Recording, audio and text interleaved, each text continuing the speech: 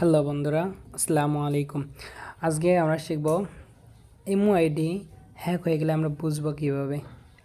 Imo ID hack হয়ে গেলে আমরা এটা বুঝবো কীভাবে অ্যান্ড সেটা রিকভার করবো কীভাবে।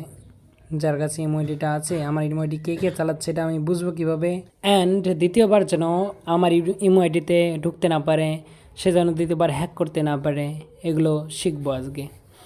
সো কথা না বলে আমরা ভিডিও শুরু করা যাক। সো আমরা প্রথমেই যাব, আগে ভিডিওটা সম্পূর্ণ দেখুন, সম্পূর্ণ দেখে তারপর কাজগুলো করবেন।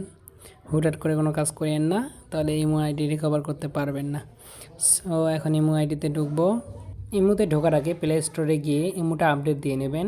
তবে আগের পুরোনো সেটিংগুলো এখন আপডেট হয়ে নতুন নতুন সেটিংগুলো অ্যাড হয়ে যাবে। 2023 সালে সেটিংগুলো অ্যাড হয়ে যাবে। সো আমরা এখন যাব, কোনায় দেখেন আইকন বাটন, প্রোফাইল, ওখানে ক্লিক করব অ্যান্ড সিকিউরিটি প্রাইভেট এখানে ঢুকবো। এখানে ঢুকেই এখানে আমাদের কোনটা হয় আমরা বুঝবো কীভাবে।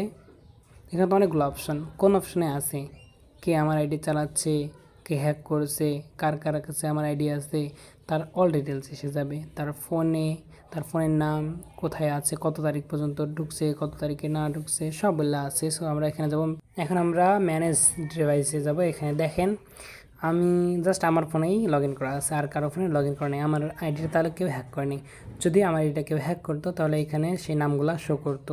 যেমন আমার ফোনে শুধু রিয়েলমি সেটাই আছে। দেখেন এখানে তারিখ দেওয়া আছে, কত তারিখে আমি ঢুকেছি সব তারিখ দেওয়া আছে। অ্যান্ড কানেক্ট, শুধু এখানে কানেক্ট আছে, আর কোথাও কানেক্ট নেই। যদি এখানে এটা অন করে দেবেন, মিউট ডিভাইস যেটা আছে এটা অন করা লাগবে, অন না করলে এটা পাবেন না।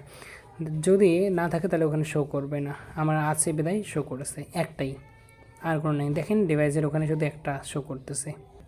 সো ইমোর বিষয়ে আর কিছু ভালো ভালো কিছু তথ্য জানতে চাইলে অবশ্যই কমেন্ট বক্সে জানাবেন। অ্যান্ড এর আপডেট অনেকগুলো সেটিং আছে, এগুলো জানতে চাইলে অবশ্যই, এগুলো ব্যবহার করতে চাইলে অবশ্যই কমেন্ট বক্সে জানাবেন। আল্লাহ হাফেজ।